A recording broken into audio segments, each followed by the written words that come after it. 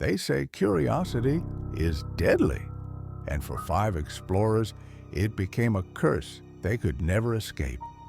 Jake, Amber, Leo, Ryan, and Sophie were urban explorers who loved seeking haunted locations.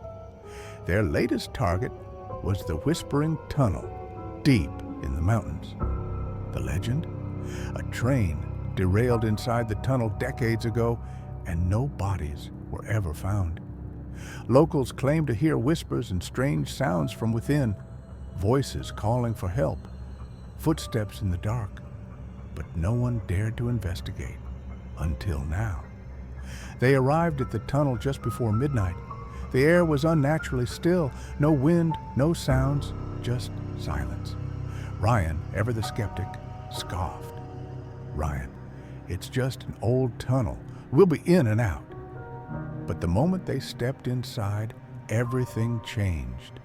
The temperature dropped. Their breath turned visible in the air. The faintest whispers started. "Help us. Please." Amber looked terrified. "Did you hear that?" Jake laughed nervously, trying to shake it off. "Just the wind, right?" But it wasn't the wind.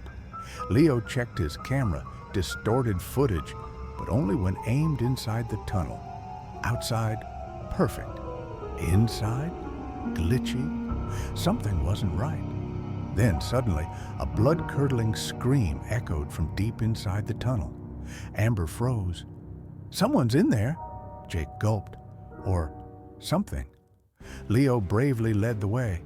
As his flashlight illuminated the tunnel, handprints appeared on the walls, hundreds of them. At first, they seemed old, but then they twitch, move. The handprints began crawling out of the walls. Sophie screamed when something cold brushed against her arm.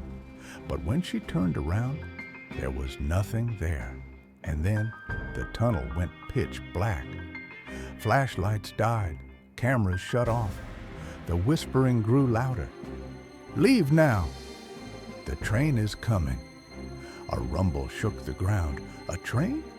But the tracks had been abandoned for decades. Ryan screamed, "Where's the exit?" But the tunnel had swallowed it up. There was no way out. Only darkness and whispers. The handprints weren't just moving anymore, they were crawling out. Figures emerging from the walls.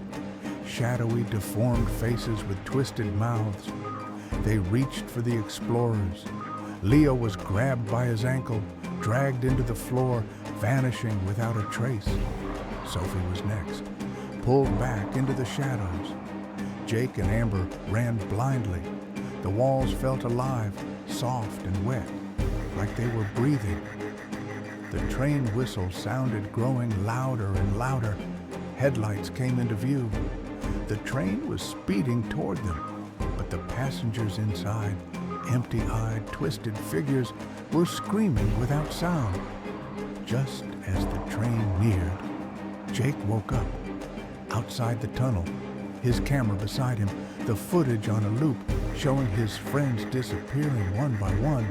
The tunnel was eerily quiet, empty. Then a whisper in his ear. "You brought us new passengers, thank you." And in the reflection of his camera, his friends, inside the phantom train, watching him.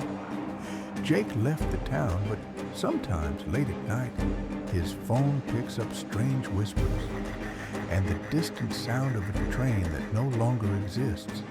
Some tunnels lead to the other side, some don't. Would you dare step inside the Whispering Tunnel? Be careful. You might not come out.